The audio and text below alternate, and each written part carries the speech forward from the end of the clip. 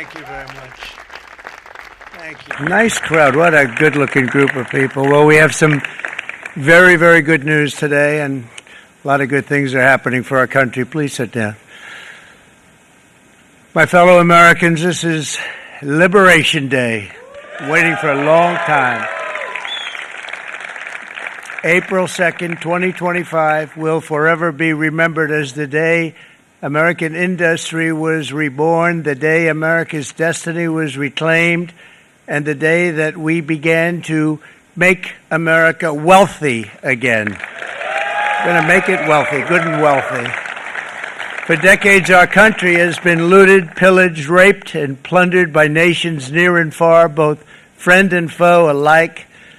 American steelworkers, auto workers, farmers, and skilled craftsmen, we have a lot of them here with us today.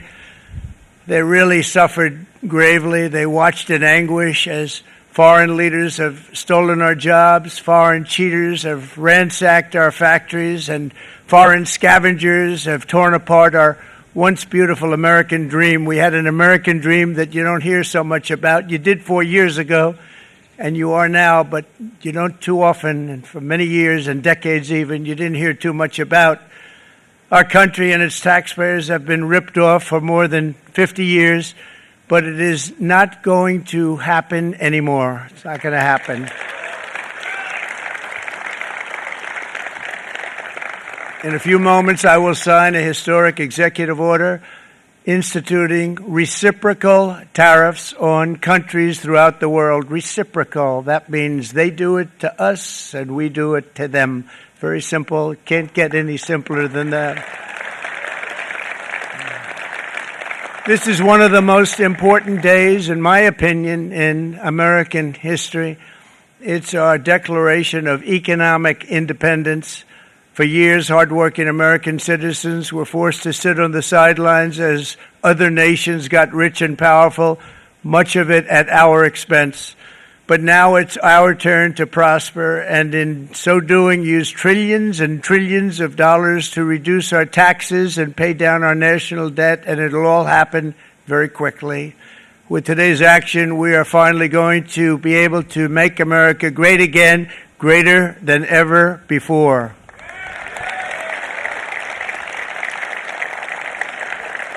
Jobs and factories will come roaring back into our country, and you see it happening already.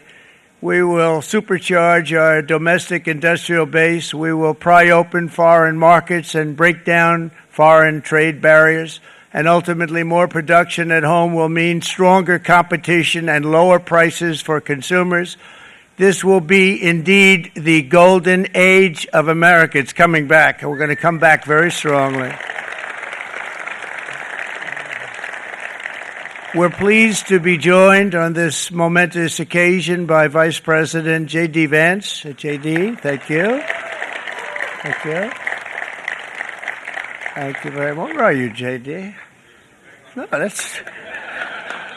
wasn't too hard to find. I was looking, he likes to take a low-key attitude, so usually we sit right in front. He's gaining a lot of confidence, Mike, isn't he? And nearly my entire cabinet is here, as well as Speaker Mike Johnson has done an amazing job. And with the great success we had last night in Florida, we have a majority of 7. And 7's like a lot when we had it at 1, right? You've done a fantastic job. And many of the members of the House and Senate are with us. Senators, Congressmen, thank you all for being with us. We appreciate it. For decades, the United States slashed our trade barriers on other countries, while those nations placed massive tariffs on our products and created outrageous non-monetary barriers to decimate our industries. And in many cases, the non-monetary barriers were worse than the monetary ones. They manipulated their currencies, subsidized their exports, stole our intellectual property, imposed exorbitant VAT taxes to disadvantage our products, adopted unfair rules and technical standards, and created filthy pollution havens. They were absolutely filthy, but they always came to us and they said, we're violating, we should pay for it.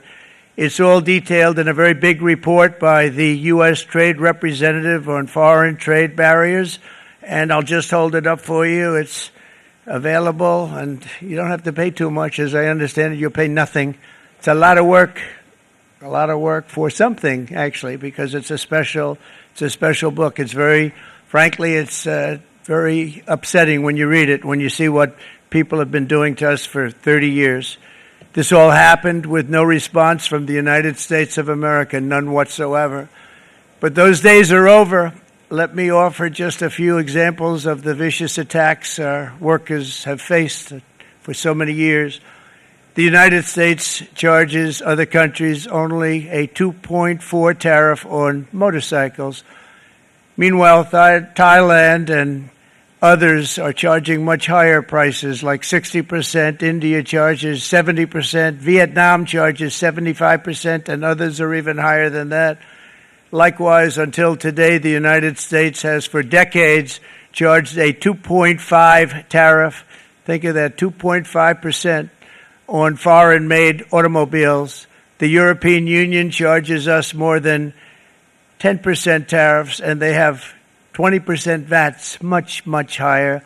India charges 70%, and perhaps worst of all are the non-monetary restrictions imposed by South Korea, Japan, and very many other nations. As a result of these colossal trade barriers, 81% of the cars in South Korea are made in South Korea. 94% of the cars in Japan are made in Japan. Toyota sells 1 million foreign-made automobiles into the United States, and General Motors sells almost none. Ford sells very little. None of our companies are allowed to go into other countries. And I say that, friend and foe, and in many cases the friend is worse than the foe in terms of trade. But such horrendous imbalances have devastated our industrial base and put our national security at risk. I don't blame these other countries at all for this calamity. I blame former presidents and past leaders who weren't doing their job. They let it happen, and they let it happen to an extent that nobody can even believe. That's why, effective at midnight, we will impose a 25% tariff on all foreign-made automobiles.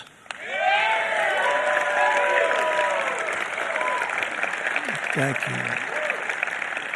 Brian, I'd like to have you come up here for a second, okay? I just see him sitting. He's been a fan of ours, and he understands this business a lot better than the economists, a lot better than anybody. Brian, say a few words, please, would you? Thank you, Mr. Thank you. It's a great honor to have you. Thanks. Thank you, Mr. President. I grew up just north of Detroit, Michigan, in Macomb County, known as the home of the Reagan Democrats. My first vote for president was for Ronald Reagan. I thought that was going to be the best president I ever saw in my lifetime until Donald J. Trump came along.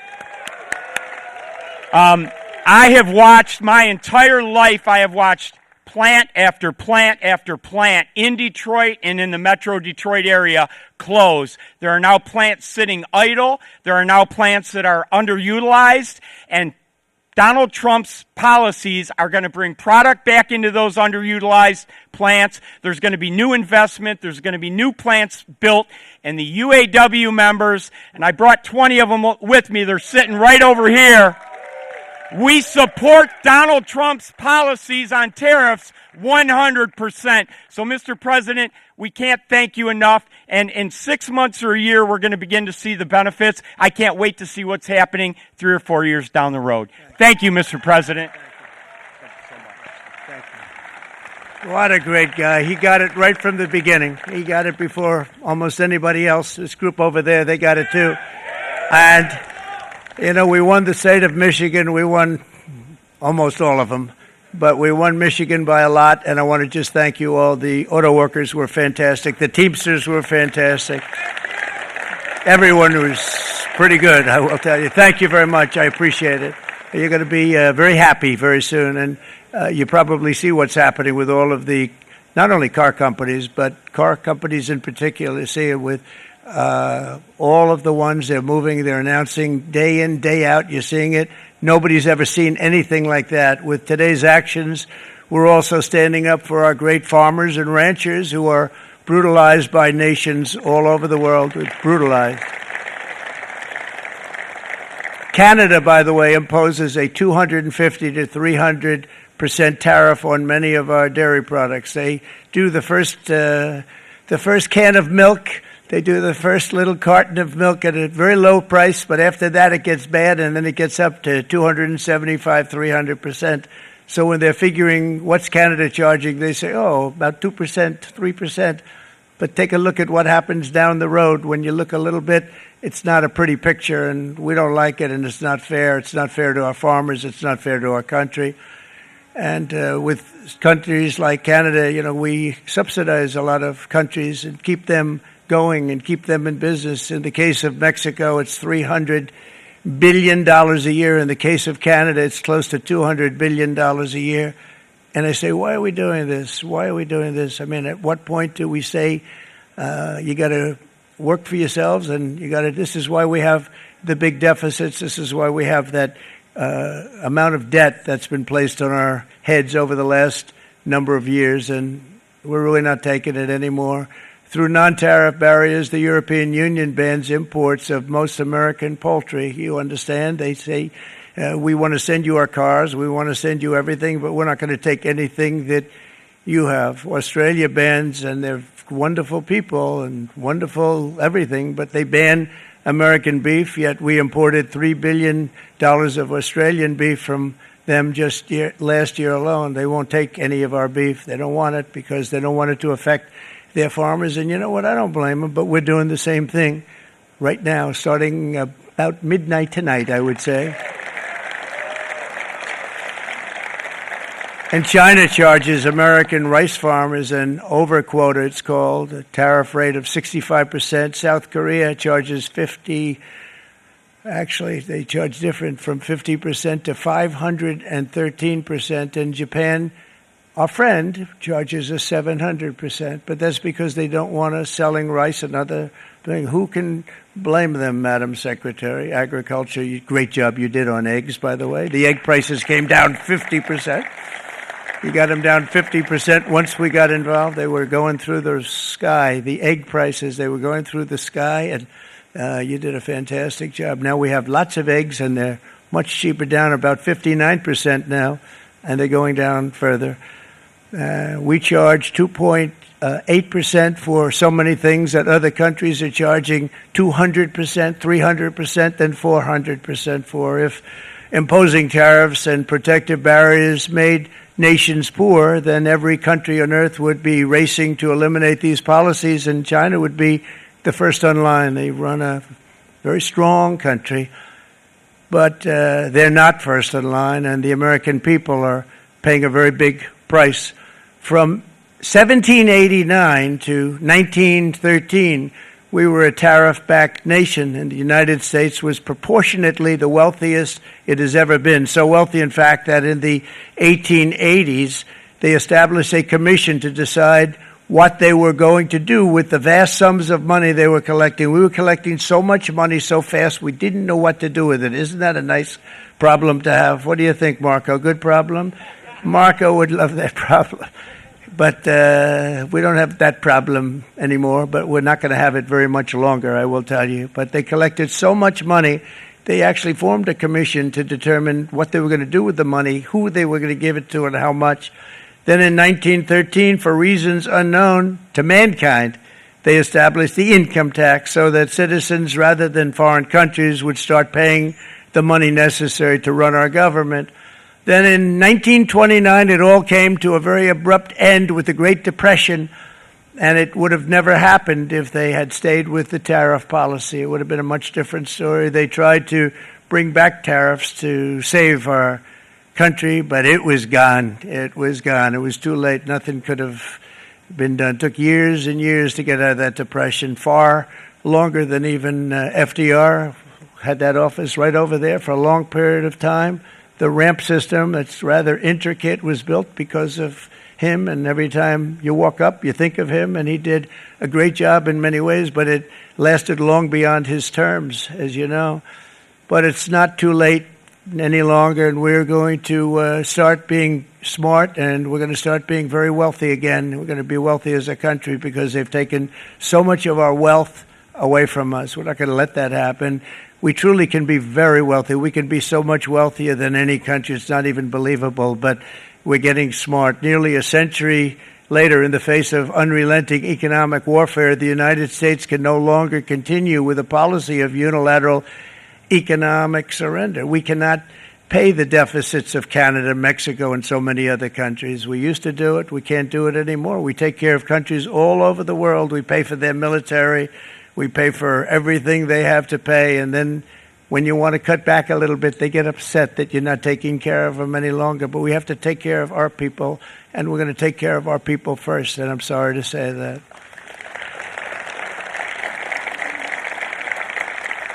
And today we're standing up for the American worker, and we are finally putting America first.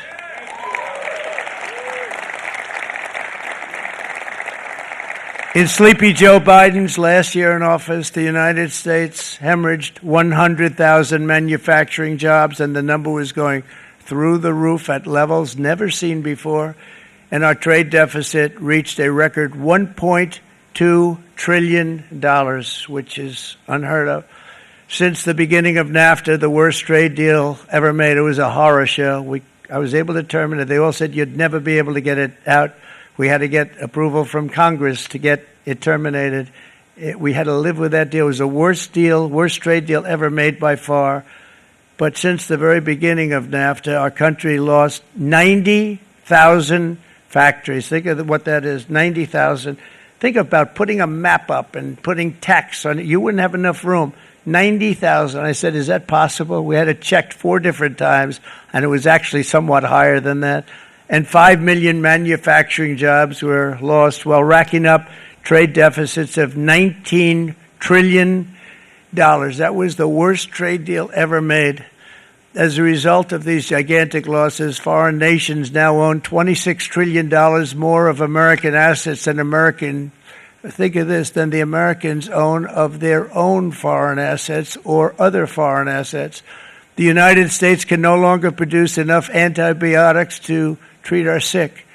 We have a tremendous problem. We have to go to foreign countries to treat our sick. If anything ever happened from a war standpoint, we wouldn't be able to do it. We import virtually all of our computers, phones, televisions, and electronics. We used to dominate the field, and now we import it all from different countries.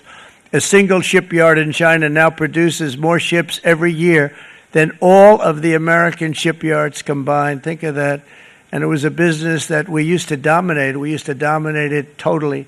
In short, chronic trade deficits are no longer merely an economic problem. They're a national emergency that threatens our security and our very way of life. It's a very great threat to our country. And for these reasons, starting tomorrow, the United States will implement reciprocal tariffs on other nations. It's been a long time since we even thought of that. We used to think about it a lot. We didn't think about it for many decades, and you see what's happened. For nations that treat us badly, we will calculate the combined rate of all their tariffs, non-monetary barriers, and other forms of cheating. And because we are being very kind, we're kind people, very kind.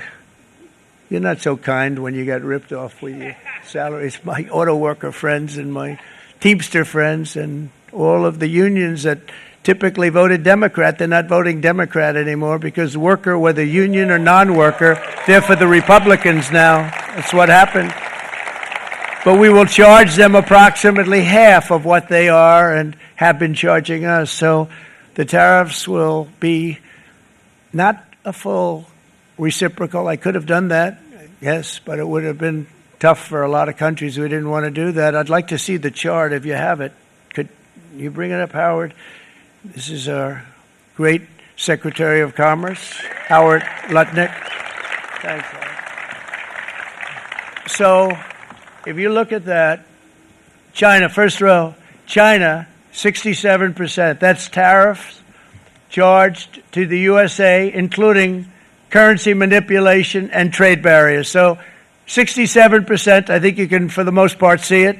Those with good eyes, with bad eyes. We didn't want to bring, it's very windy out here, we didn't want to bring out the big charts because it had no chance of standing.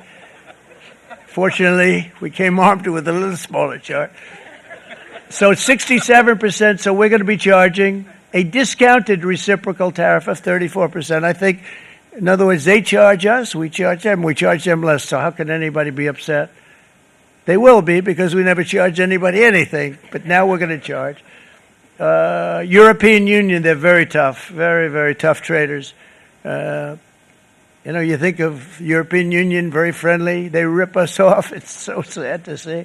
It's so pathetic. 39%, we're going to charge them 20%, so we're charging them essentially half. Vietnam, great negotiators, great people. They like me, I like them. The problem is they charge us 90%. We're going to charge them 46% tariff. Taiwan, where they took all of our computer chips and semiconductors. We used to be the king, right? We were everything. We had all of it.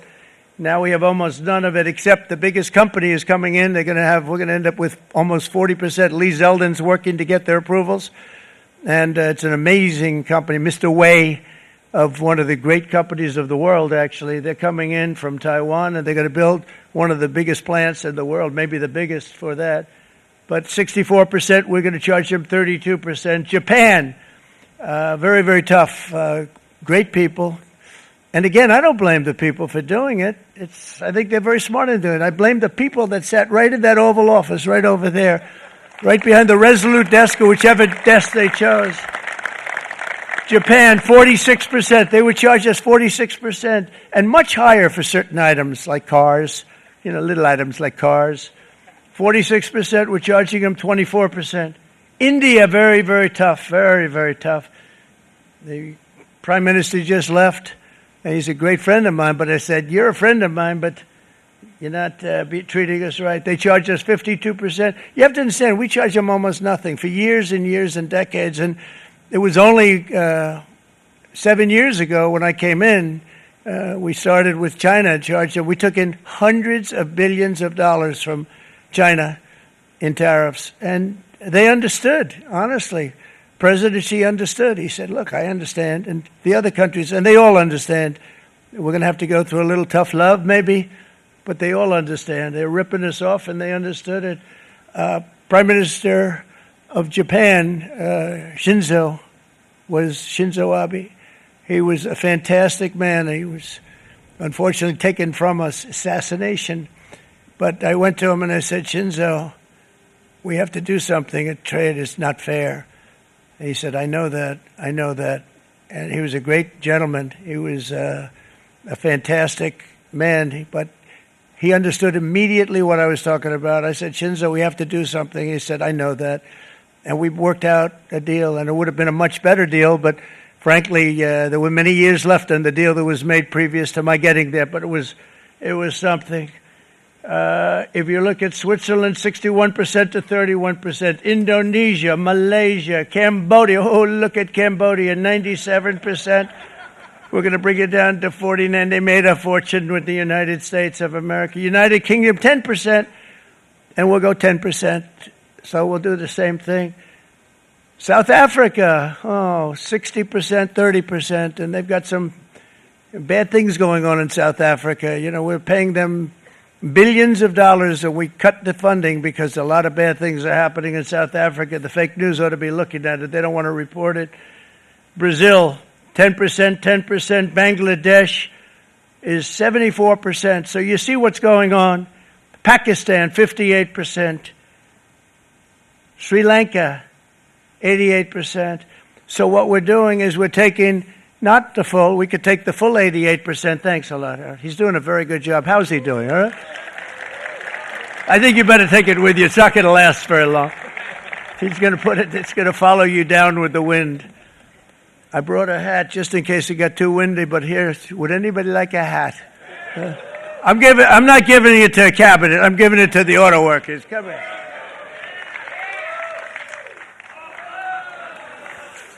Thank you, fellas. Get it. That's it. They deserve it more than our cabinet. Our cabinet has plenty of hats. But you see the numbers. The numbers are so disproportionate. They're so unfair. At the same time, we will establish a minimum baseline tariff of 10%. You notice that on the chart.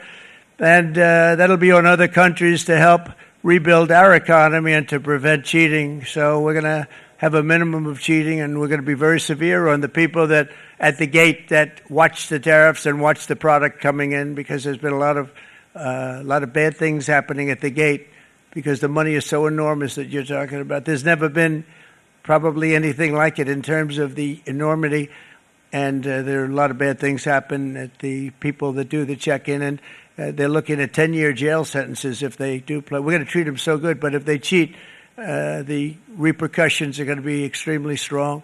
Foreign nations will finally be asked to pay for the privilege of access to our market, the biggest market in the world. We're right now the biggest market in the world. We had a great country 4 years ago in terms of the economics. We were doubling up on China. We were doing so well. Nobody was going to catch us, but so much of it slipped away over the last 4 years under Biden. I campaigned on this policy throughout last year, and today that promise was made, and it was also a promise, as you know, that was kept. Promises made, promises kept. To any company that objects to our common sense reciprocal tariffs, again, reciprocal, back and forth, back and forth. And I call this kind reciprocal. This is not full reciprocal. This is kind reciprocal. But what we do is we cut it in half. We charge them. My answer is very simple if they complain. If you want your tariff rate to be zero, then you build your product right here in America, because there is no tariff if you build your plant, your product in America. And we've seen companies coming in like we've never seen before.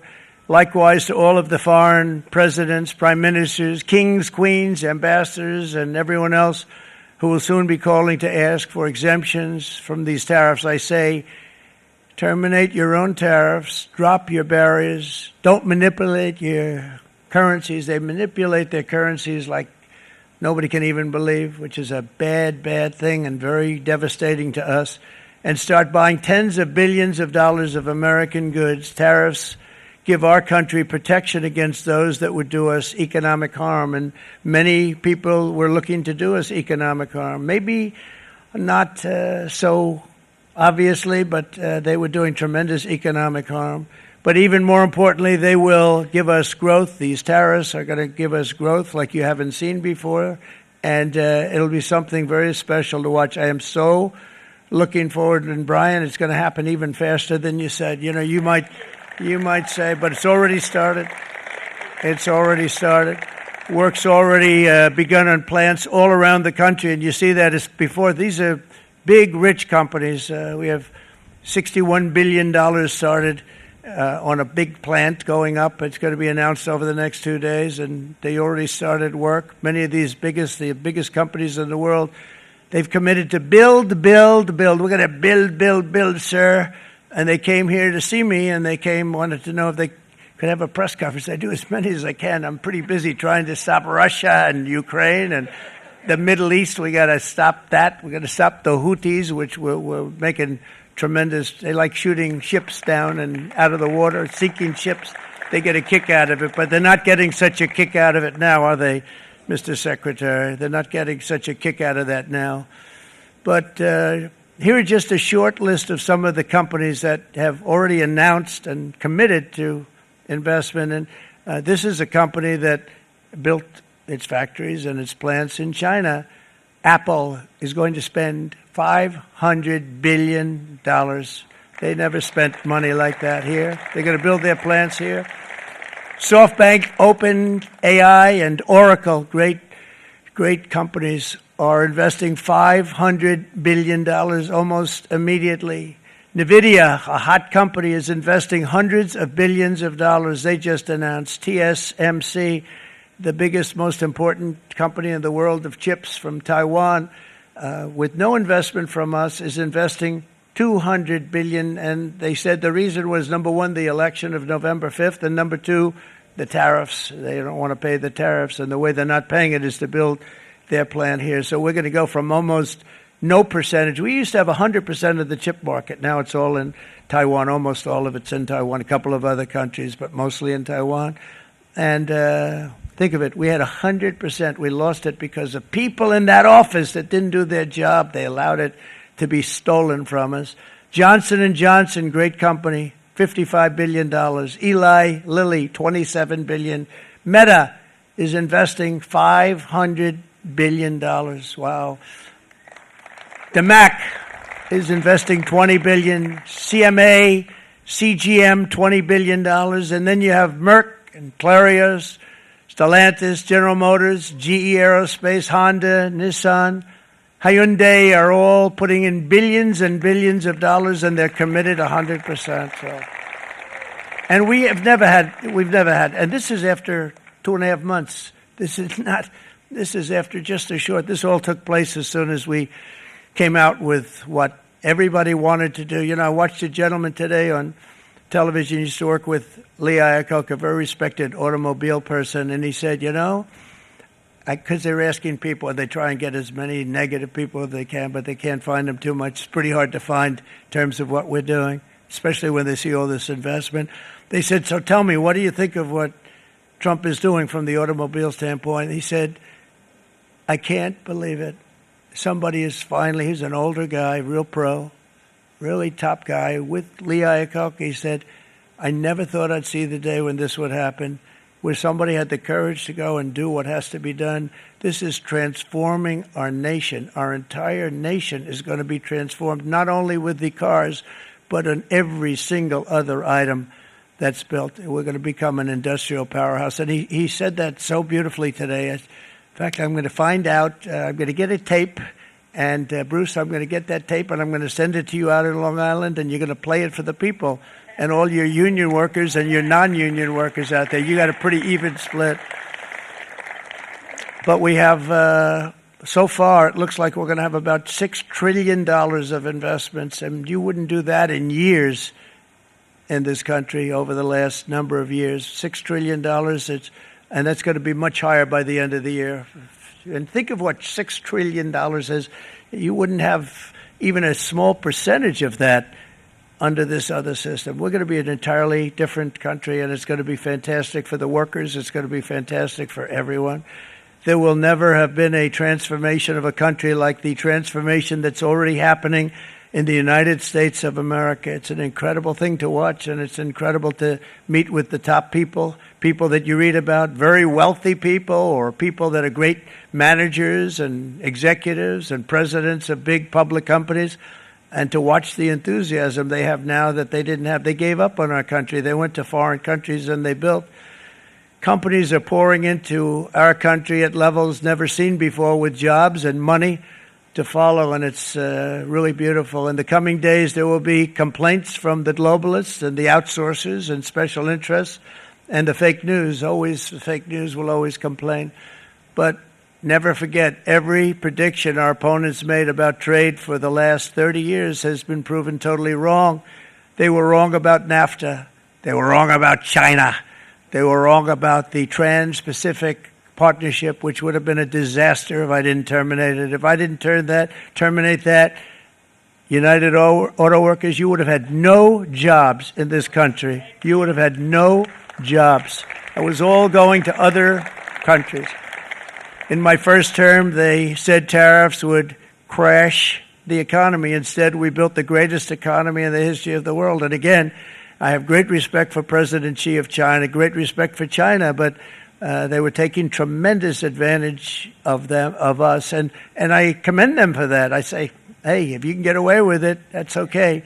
But, they understand exactly what's happening, and they probably, most of them are saying it's about time they did something, but and they're going to fight, and they're going to fight fair. Everyone's going to fight. It's like, I say to the leaders, look, you got to take care of your country, but we have to start taking care of our country now. We can't do what we've been doing for the last 50 years. From the day of my election, the stock market went up in my first term 88%, with NASDAQ going up 155%, more than any president has ever had in any term in office, by far.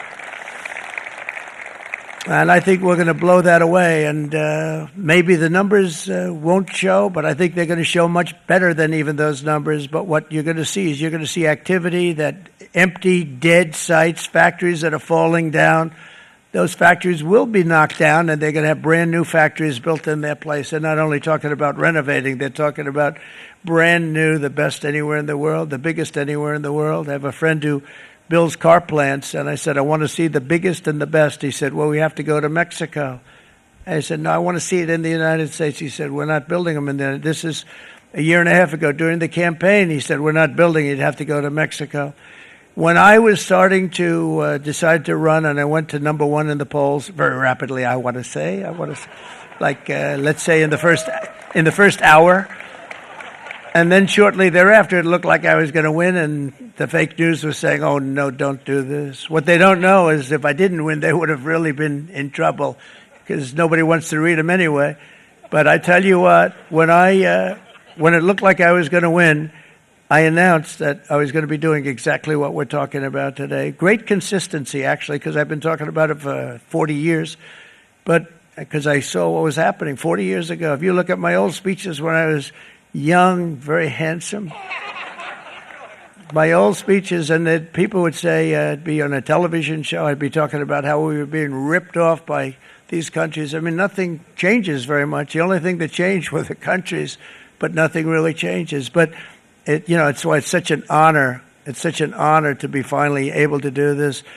If you look at China, I took in hundreds of billions of dollars in my term, hundreds of billions. They never paid 10 cents to any other president, and yet they paid hundreds of billions, so much so that Biden couldn't do anything. They wanted to try and terminate it because he had a very special relationship with China. You know what the relationship was? He had a special relationship. But the numbers were so big, that they couldn't do it. So they did ease it up. They did things that they shouldn't have done. They made it a lot more comfortable for them, but they couldn't do it because the numbers were hundreds of billions of dollars, and I did that. And we were on our way to doing something like incredible. And then we had a very bad election happen, A lot of bad things happened. So when I said we got to do it again, I said we have to make it too big to rig. And we made it too big to rig, and we won in records, and it was a monumental win. And it was such an honor to see so many of you, like Brian and your friends, here with us to celebrate, and to more importantly celebrate what we're doing, because that wouldn't be a full celebration if we didn't do this, because this will be an entirely different country in a short period of time. It'll be something the whole world will be talking about it. The critics made the very tired predictions earlier this year, but in February, core inflation dropped to the lowest rate in 4 years, and the price of eggs, as you know, just in a month and a half, we were there for 4 weeks, and the first week I got blamed for eggs. I said, I just got here. They said eggs have gone up at like 250%, and you can't get eggs, and they were going crazy. And I said, I just got here. And then we got to work on eggs, and we got to work on everything. And our great Secretary of Agriculture, you did a fantastic job, Brooke Rollins. She did a fantastic job. And as I said before, the price of eggs dropped now 59%, and they're going down more, and the availability is fantastic. They were saying that for Easter, please don't use eggs. Could you use plastic eggs? I said, we don't want to do that. We want to, and you really came through. It's an amazing job. Thank you very much, Brooke. You did great. But likewise, an old-fashioned term that we use, groceries. I used it in the campaign. It's such an old-fashioned term, but a beautiful term, groceries. It sort of says a bag with different things in it. Groceries went through the roof, and I campaigned on that. I talked about the word groceries for a lot, and energy costs now are down. Groceries are down. Gasoline is way under $3, and people are beginning to be able to buy things and live again. We brought prices way down. We created 10,000 already in a few weeks, new manufacturing jobs. And it was that took place in 1 month, numbers that they haven't seen in a long time. We had virtually no inflation under my term.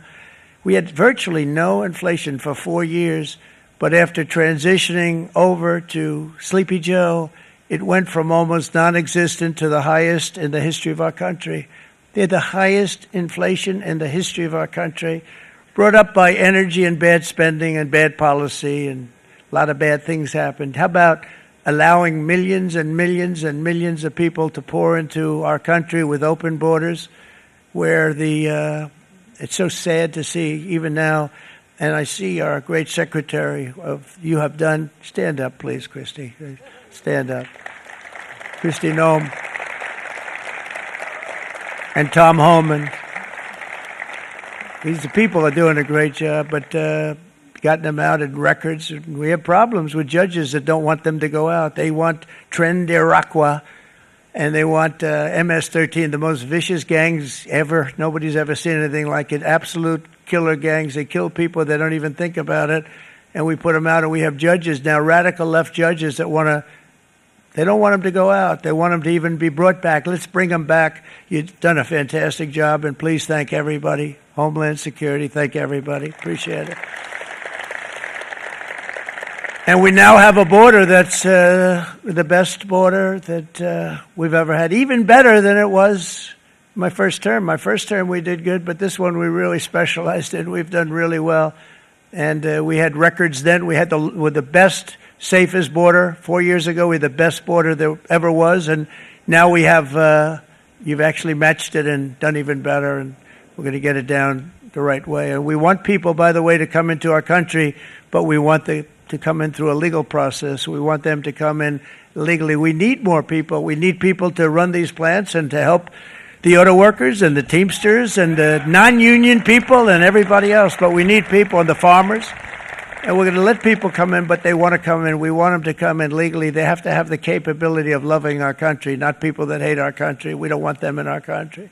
And now we're going to pass the largest tax cuts in American history, and that's where we're relying on Mike and John Thune.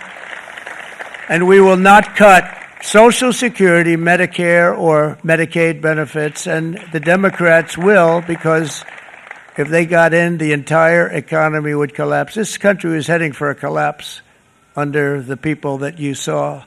They were horrible. I think one of the reasons people like the job, I have my highest approval ratings because I think they're comparing me to the worst administration in the history of our country, so I appreciate that at least. But Speaker of the House Mike Johnson and Senate Majority Leader, appreciate it, Mike. John Thune have been fantastic, by the way. But they've been working tirelessly on taking the next step to pass the plan for our one big, beautiful bill. I'd like to name it that if you can. One big, I made that statement about 6 months ago, and everybody calls it one big, beautiful bill. And it will be that. It'll have everything, the big tax cuts and every incentive there is. And it'll be fantastic. And by the way, for the cars, we're asking for an interest deduction on a loan. So if you build the car, only in America we do it, Brian. If the car's not built in America, you don't get the interest rate deduction. But if you build the car in America, if you buy a car, if it's built in America, then you get an interest rate deduction, tax deduction, and that's a big thing. That's going to be a big thing. I think that's going to pay for itself very quickly, that deduction. Never happened. We've never had anything like that before. Somebody said, where do you get the idea? Because it's so basic. You would think that would have happened a long time ago. It never did, and I'm very happy it didn't, because now I can say that was my idea. But we're going to get us closer to the debt extension. We have to get the debt extension passed, and I know you're going to be able to do that, Mike, and it's very important that you do that. And all of the other things that the Senate budget plan gives us, along with working, because I know they're working together, John and Mike, and the two bills are going very well together. We need to get our shared priorities done, including certain permanent tax cuts. We want the tax cuts to be permanent, spending cuts, energy and historic investments in defense, border, and so much more. We're covering everything. These will be phenomenal. There'll be no bill like this going to straighten. One bill is going to straighten out our country for many, many years to come. And we said, let's just do it and let's get it done. And some guys will love it and some guys will like it a little bit less because they're not getting what they were exactly looking for, but they're getting a lot. They'll never, if we get this done, it'll be the most incredible bill ever passed in the history of our Congress and Senate and congressmen, the senators and the congressmen, many of whom are here today, will be very proud of themselves. I really believe that. It's going to set us on a whole new prosperous path.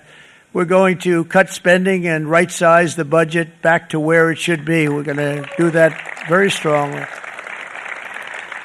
Thank you, Rick. Thank you. John, thank you. Oh, look at all of our senators over there. Oh, boy. That's a nice group of people. But I won't like them so much if they don't get this bill done. That's a great group. And Congressman, thank you very much. I appreciate it. Tremendous people. The Senate plan is my complete and total support, and the House plan likewise is very similar. They're moving along pretty much at the same clip, and as soon as you're ready, you'll show it to me, and I'm sure it'll have my support, Mike. Every Republican congressman and senator must unify. We have to unify. We can't be separated. We have to get it done. We have to get absolutely everything we can, and we have to take care of the American people. That's the only thing that matters. We have to take care of the American people first. We need to pass this bill immediately, get it done, including debt extension. From this day on, we're not going to let anyone tell us that American workers and families cannot have the future that they deserve. We're going to produce the cars and ships, chips, airplanes, minerals, and medicines that we need right here in America. The pharmaceutical companies are going to become roaring back. They're coming roaring back. They're all coming back to our country, because if they don't, they got a big tax to pay. And if they do, I'll be very happy, and you're going to be very happy, and you're going to be very safe. We're going to build our future with American hands, with American heart, American steel, and we're going to build it with American pride like we used to. We're approaching our 100th day as president, and have been given credit by a lot of people, actually, even some of the fake news. Can you believe it? Which in this case hopefully isn't fake, for having done more in that time than any other administration in the history of our country in the first 100 days. I think we've had an amazing, in terms of what we've done, what we've gotten accomplished. I'd like to see if we can get that war ended and another war from not starting in the Middle East. We have to get Russia. They're losing 2,000 on average, 2,500 people a day, young people, soldiers, Russian. Think of that. 2,500 through some days, but on average, probably over about a 1 week period, it's 2,712, they say. They're losing those soldiers. They're dying. They're being decimated. And they're not from our country, but they're from other countries. But they're human beings. They're from Russia. They're from Ukraine in this period, most of them. And we're going to get it stopped. It's a senseless war that would have never happened if I was president, and it shouldn't be allowed to go on. And I think we're being given good cooperation by Russia and by Ukraine, but we have to get it stopped. It's humanity.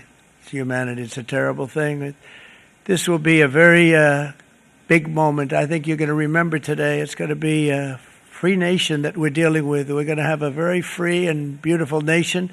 It's going to be Liberation Day in America, and it's going to be a day that hopefully you're going to look back in years to come and you're going to say, you know, he was right. This has turned out to be one of the most important days in the history of our country.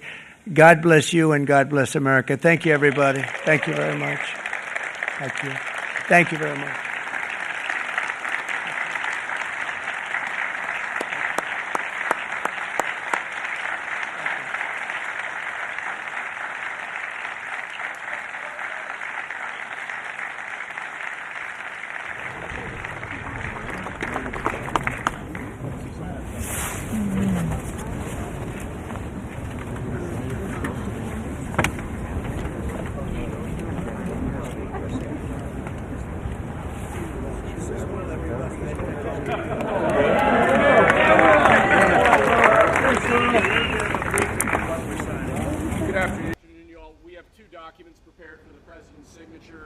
Today, one closes what's referred to as the de minimis loophole with respect to imports from the People's Republic.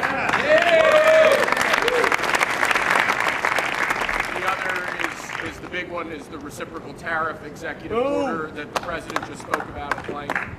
This is obviously a huge deal, and it's been an honor to be a part of your team getting this ready for you. So. Boom.